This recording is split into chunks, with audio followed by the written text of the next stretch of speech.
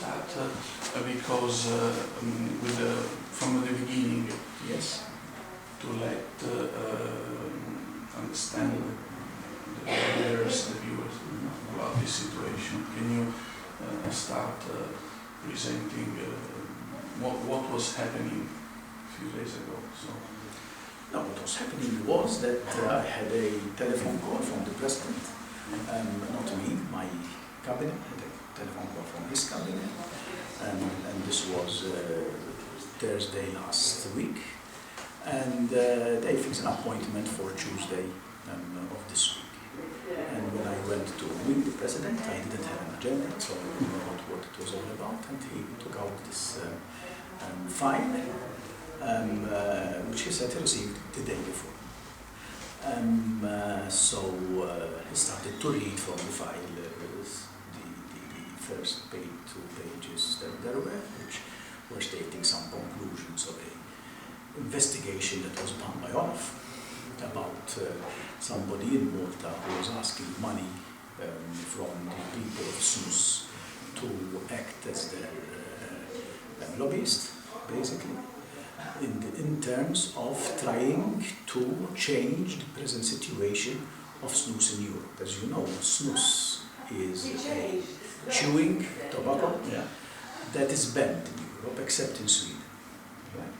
And therefore, I mean, they were discussing, it seems, amongst themselves on ways in which this ban can be or could be lifted. And this gentleman in Malta, whom I know, because he was one of my, what we call, helpers in the election, like hundreds of others, he was not the only one. Naturally, he would have said he knows me, and therefore that, he thought would influence. What actually happened, though, was that on the 25th of February, I had finalized my discussions with my services on how the new directive should be. And everything was finalized at that point, so that the services could take these decisions, formulate an impact assessment, and then start going through the impact assessment board and then all the process within the Commission. It seems that these type of negotiations started to take place in March, about 2 weeks after I concluded with my services. And interestingly enough, on the 16th of March, there is an email from the snus people to this gentleman, telling him that they are hearing very disturbing news in Brussels. Naturally, they were hearing leaks of what I had decided with my people, and they wanted a meeting with me. They wanted him to arrange a meeting with me, and they were offering money to him so that he fixes this meeting with me. And I can vouch that this gentleman never passed this request to me. He never told me about it. Okay? And in effect, I also vouch that from January onwards, I never talked to this person about snus. I had talked to him before about snus, because I met a couple of people, one 2010 and one 6 January 2012, and one to give me some reports from Pricewaterhouse, and the other one as a young, very young lawyer who wanted to know what this snus was about, and I was explaining what snus was about and what is the position of the Commission on snus. That's all. Since then, I never talked to this gentleman again on snus. So I cannot understand, how I was put into the picture.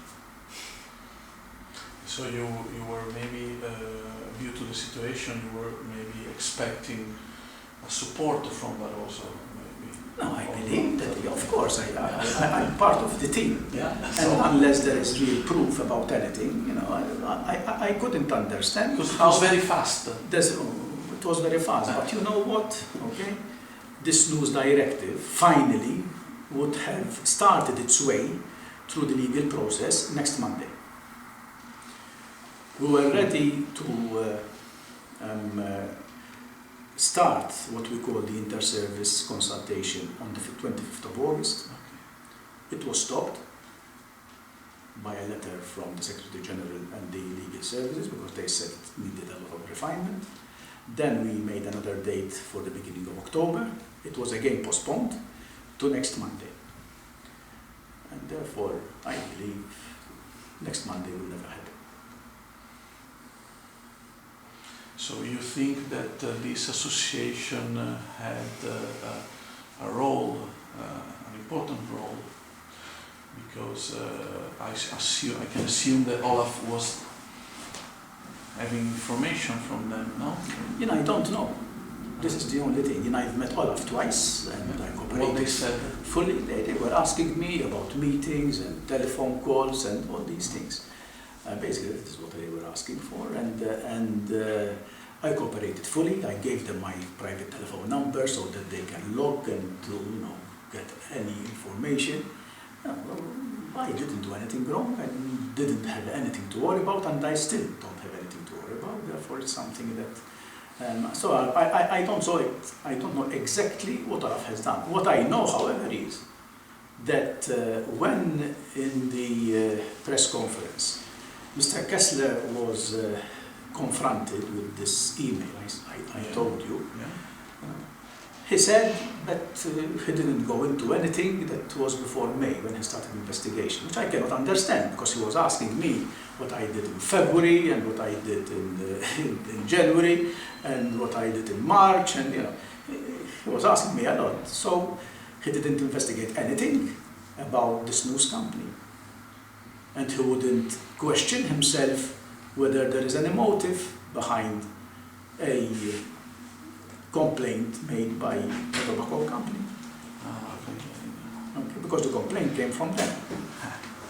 When? I learned from the interview with Mr. Barroso that it came on the 25th of May. 25th. Okay, so this is the story.